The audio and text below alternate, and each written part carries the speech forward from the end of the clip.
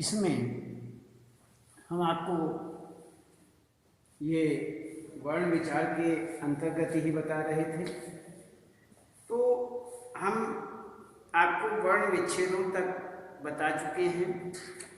अब हम देखते हैं, इसमें थोड़ा पुनः विचार करते हैं, दोबारा फिर इसी पर थोड़ा सा इसी को दोहराते हैं। जैसे वर्ण विचार के अंतर्गत भाषा की जो उच्चरित ध्वनि हैं, उनके लिखित रूप को हम क्या कहते हैं? वर्ण कहते हैं। भाषा की जो उच्चारित करने वाली ध्वनियां हैं, जो बोली जाती हैं, उन ध्वनियों के जो लिखित रूप हैं, उन लिखित रूपों को ही हम वर्ण कहते हैं। वर्णों को जोड़कर ही हम शब्द बनाते हैं। जो वर्ण हैं, उन्हें यदि हम वर्णों को दो या दो से अधिक वर्णों को जोड़ दें तो शब्द बन जाता है, और यदि हम उन्हें नहीं जोड़ते तो वर्ण रहता है। यदि हम उन्हें दो या दो से अधिक वर्णों को जोड़ देते हैं तो वह हमारा शब्द बन जाता है। और इस तरह से यही क्रम होता है। तो वर्णों की निश्चित ध्वनि जो है वही हमारे वर्ण कही जाती है। तो ये हुआ हमारा वर्ण की स्थिति। इसलिए हम आपको आज वर्णों के विषय में ही बता रहे हैं। तो इसमें हम आपको यही बता रहे थे कि वर्ण विचार के अंतर्गत पुनः विचार कर रहे हैं, और इसमें यहाँ पर जो भाषा की उच्चरित ध्वनियाँ हैं, उनके लिखित रूप को ही हम वर्ण कहते हैं। जो लिखित रूप है उसे वर्ण कहा जाता है। तो वर्णों को जोड़कर ही हम शब्द बनाते हैं। दो या दो से अधिक वर्णों का जो मेल है वही शब्द होता है। तो वर्णों की निश्चित क्रमबद्ध स्थिति, जो वर्णों की क्रमबद्ध स्थिति होती है, उसे हम क्या कहते हैं? उसे हम वर्णमाला कहते हैं। वही हमारी वर्णमाला होती है। तो इस प्रकार से हिंदी की वर्णमाला देवनागरी वर्णमाला में स्वर और व्यंजन दो प्रकार के वर्ण ही आते हैं।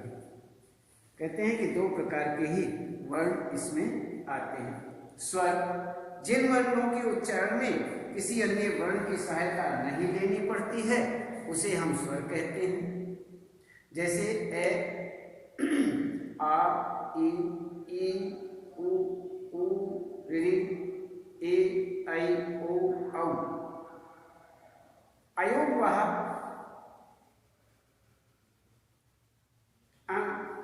अनुस्वार विसर्ग को अयोगवह माना जाता है। इन्हें स्वरों के साथ न रखकर अलग लिखते हैं। अंग, अंगूर, अतः, तः, अतः, विसर्ग। तो अयोगवह माना जाता है, और इनको हम स्वरों के साथ नहीं रखते हैं, अलग से लिखते हैं। और आजकल अंग्रेजी भाषा की और ध्वनि को स्वीकार कर लिया गया है। अनेक शब्द अंग्रेजी से हिंदी में आ गए हैं। उनके शुद्ध उच्चारण और लेखन के लिए और ध्वनि को लिया गया है। जैसे ऑफिस, डॉक्टर, बॉल, मॉल आदि। स्वर के तीन भेद माने जाते हैं: ह्रस्व, दीर्घ और प्लुत।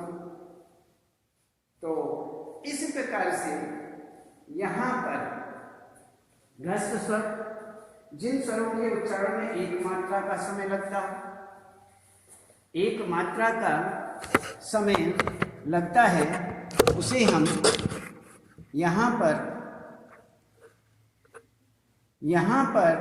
हम उसे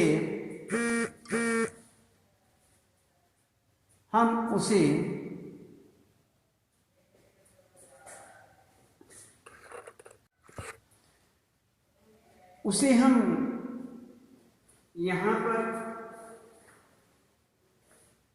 यहाँ पर स्वर के अंतर्गत अयोग आ और पृष्ठ स्वर कहते हैं। जिसमें एक मात्रा का समय लगता है वहाँ पृष्ठ स्वर कहा जाता है। और इसी ही प्रकार से जहाँ दो मात्रा का समय लगता है वहाँ दीर्घ स्वर होता है, और तीन मात्रा का समय जहाँ पर स्वर के उच्चारण में लगता है वहाँ लुप्त स्वर कहा जाता है। तो इसी प्रकार से यहाँ पर इस तरह से यहाँ पर तीन स्वर के तीन भेद माने जाते हैं, ह्रस्व, दीर्घ और प्लुत। तो स्वरों के मात्रा चिन्ह आपको हमने बताया था, ए, आ, ई, उ, ऋ, ए, ऐ, ओ, औ। तो इस तरह से ये यहाँ पर बताया गया है, और इसे आप देख लेना। सभी वर्णों में इसी प्रकार मात्राएं लगती हैं, पर रे वर्ण में उ की मात्रा नीचे में लगकर मध्य में लगती है, जैसे रूपया, रूप आदि। जिन वर्णों के उच्चारण में स्वरों की सहायता लेनी पड़ती है और उच्चारण में हवा मुख के अलग अलग स्थान से टकराए हुए व्यंजन कहलाते हैं। इसमें वर्ग अलग अलग होते हैं। स्पर्श व्यंजन कवर, चवर, टवर, तवर और पवर, ये 25 माने जाते हैं। क्यों? हर वर्ग में 4 वर्ण होते हैं, कै, खे, गे, घे, ङ, चे, छे, जे, झे, य, ड, ठ, ड, ढ, न, ते, थे, दे, धे, ने, पे, फे, बे, भे, में। ये 5 वर्ग हुए, और पांचों पे 5-5 वर्ण हैं।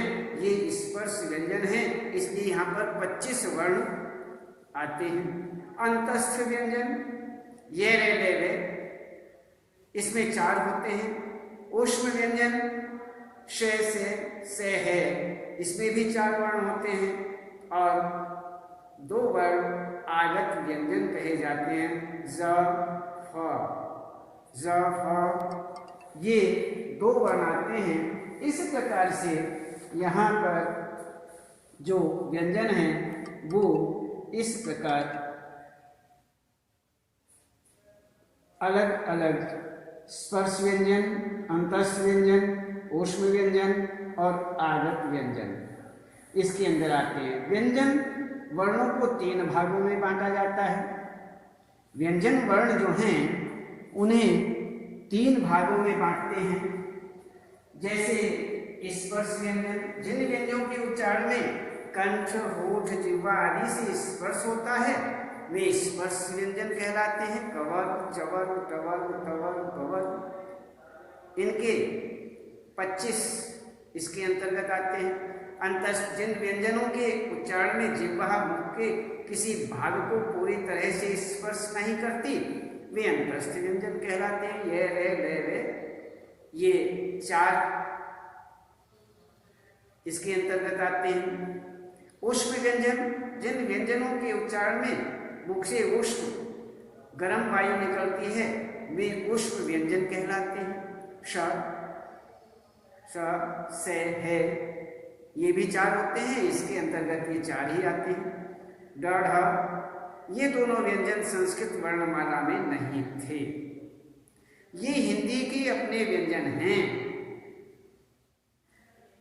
इनका उच्चारण डेड है से भिन्न है। इनका उच्चारण जिह्वा को तालु की ओर मोड़कर किया जाता है। ड, ढ,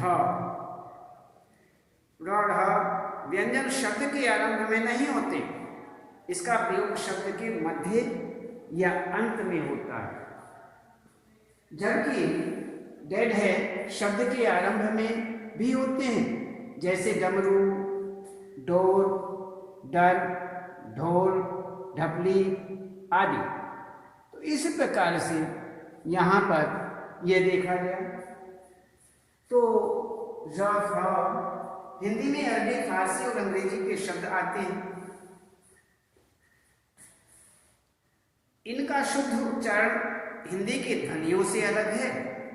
इनको शुद्ध लिखने के लिए हिंदी के व्यंजनों के नीचे बिंदु लगाया जाता है, जिसे नुक्ता कहते हैं। जैसे हफ्ता, दफ्तर, ब्लेजर, मजदूर आदि। संयुक्त व्यंजन इसी प्रकार से जब कोई स्वर रहित व्यंजन अन्य स्वर युक्त व्यंजन से जुड़ता है तो उसे संयुक्त व्यंजन कहते हैं। इस प्रकार से यहाँ पर ये क, श, क्ष, क्ष्मा, तैर, त्रय, पत्र आदि खड़ी पाई हटा करके वर्णों को आपको हमने बताया।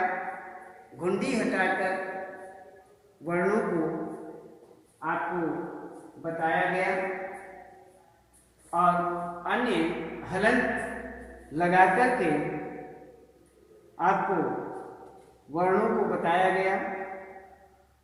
तो जिन व्यंजनों के अंत में खड़ी पाई है उसे हटाकर अगले व्यंजन से जोड़ते हैं, जैसे हस्त, प्यारा, चम्मच आदि 22 वर्ण कहलाते हैं। घुंडी हटा करके कैफ में घुंडी हटाते हैं, उसे फिर व्यंजन से जोड़ा जाता है, जैसे वाक्य, दफ्तर, हफ्ता आदि। हलंत, इन 8 वर्णों के नीचे हलंत लगाकर उन्हें अगले व्यंजन से जोड़ते हैं, जैसे वांग में मिट्टी, हड्डी, विद्या, चिन्ह आदि। इस प्रकार से ये सारा बताया जाता है। अब हम द्वित व्यंजन के विषय में आपको हमने बताया था। कई बार व्यंजन अपने को ही दोहराते हैं, यानी पहले स्वर रहित व्यंजन के बाद वही स्वर युक्त व्यंजन आता है, इसे द्वित व्यंजन कहते हैं। जैसे मक्का, पक्का, कच्चा, 25 आदि। एक बात ध्यान रखने की यह भी मानी जाती है कि अपने ही वर्ग के पहले, तीसरे और 5वें व्यंजन द्वित्व होते हैं। ध्यान रखना, पहला, तीसरा और 5वां जो व्यंजन होता है वही द्वित्व होते हैं। संयुक्त व्यंजन भिन्न व्यंजनों के मेल से बनते हैं। वर्ग में पहला व्यंजन दूसरे से तथा तीसरा व्यंजन चौथे से मिलता है, जैसे मक्खन, मच्छर आदि। अन्य व्यंजन भी संयुक्त हो सकते हैं, जैसे बस्ता, वक्ता, जन्म आदि। इसी प्रकार से रे के विषय में हम विचार करते हैं। रे को देखते हैं कि रे वर्ण जब दूसरे व्यंजन के साथ जुड़ता है तो अगले और पिछले व्यंजन को ध्यान में रखकर ही अलग प्रकार से लिखा जाता है। जैसे वर्ण रे वर्ण स्वर रहित होता है तो उसे रेफ कहते हैं, उसे अगले वर्ण के ऊपर लगाया जाता है। जैसे कार्य, वर्षा, जिस वर्ण के ऊपर रेफ लगाते हैं उससे पहले उसका उच्चारण करते हैं। और आगे कहते हैं कि जब रे से पहला व्यंजन स्वर रहित होता है लेकिन रे स्वरयुक्त होता है तो रे उस व्यंजन के नीचे टेढ़ी रेखा के रूप में लगाया जाता है, जैसे प्रश्न, प्रकाश, प्रेरणा आदि। तो टे, टेट है, डेड है में व्यंजन के हलंत रूप में टेढ़ी रेखा लगती है तो रूप अंग्रेजी के उल्टे वी की भांति हो जाता है, जैसे ट्रेन, ड्रम, ट्रक, ट्रेन आदि। है वर्ण में यही टेढ़ी रेखा घ्र के रूप में लगती है, जैसे ह्रस्व, अनुस्वार, सभी वर्गों का पांचवा व्यंजन अपने वर्ग के किसी व्यंजन से पहले आता है तो बिंदु के रूप में लिखा जाता है। इसे पांचवें वर्ण के रूप में भी लिख सकते हैं, लेकिन मानक वर्तनी में इसको समाप्त कर दिया गया है, जैसे अन, पंख, पंख, ढंग, ढंग आदि। तो अनुनासिक या स्वर सानुनासिक भी होते हैं। स्वरों मात्राओं के ऊपर चंद्र बिंदु लगाकर बोला जाता है ऐ, आ, ई, उ, ए, ऐ, औ, औ। ये व्यंजनों के साथ अनुनासिक स्वर मात्राओं के रूप में आते हैं, लेकिन शिरोरेखा के ऊपर मात्रा के आने पर मात्रा के साथ चंद्र बिंदु में लिख करके बिंदु लगाते हैं, पर उच्चारण अनुनासिक ही होता है। जैसे हैं, लड़कियों, क्यों, कहें, नींद आदि। अनुस्वार और अनुनासिक का यहाँ पर विशेष रूप से अंतर बताते हैं।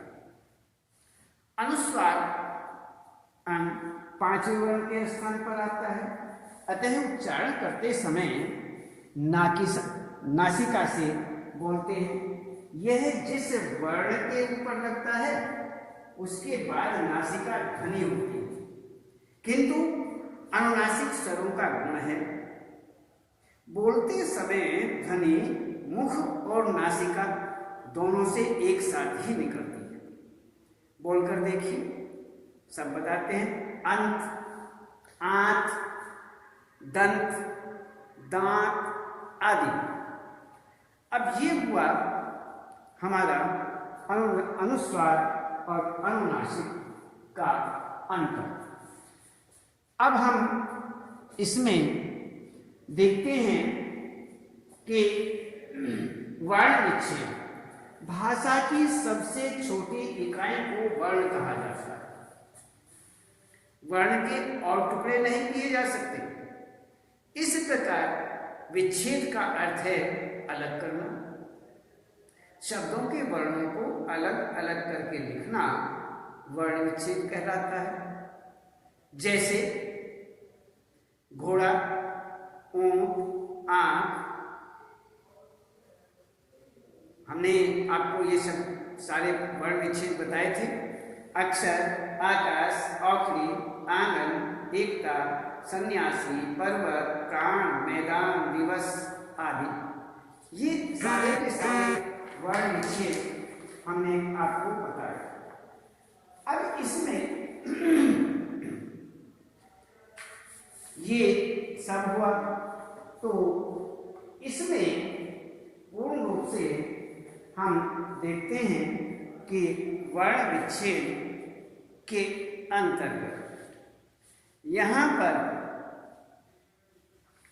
ये आप पूर्ण रूप से देख लेंगे। और भाषा की सबसे छोटी इकाई के विषय में हमने आपको ध्वनि के लिखित रूप को वर्ण कहते हैं। जो वर्ण स्वतः उच्चारित होते हैं वे स्वर कहलाते हैं, और स्वर के तीन भेद होते हैं: ह्रस्व स्वर, दीर्घ स्वर, लुप्त स्वर। जिन वर्णों के उच्चारण में स्वरों की सहायता लेनी पड़ती है वे व्यंजन कहलाते हैं। व्यंजन के भी तीन भेद होते हैं: स्पर्श व्यंजन, अंतस्थ व्यंजन, ऊष्म व्यंजन। अंग्रेजी में हिंदी भाषा में आए शब्दों को लिखने के लिए आगत स्वर अ का इस्तेमाल किया जाता है।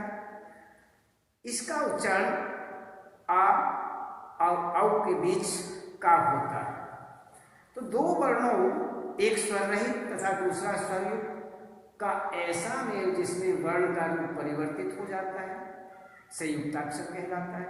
जैसे कै से क्षे, तै रे, त्रे, जय, गे तथा शर, स स्वर रहित व्यंजन का स्वर युक्त व्यंजन से मेल संयुक्त व्यंजन कहा जाता है।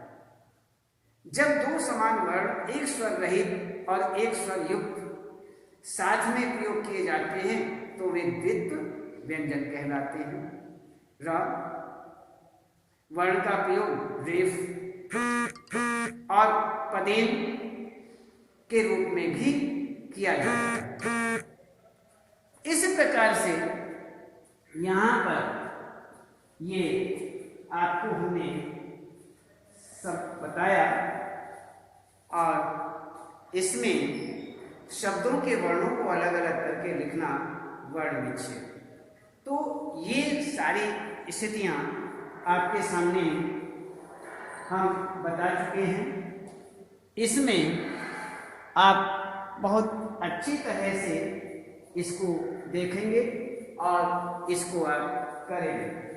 तो इसमें ये आपके सामने इसमें वर्ण विचार के अंतर्गत वर्णमाला, हिंदी की वर्णमाला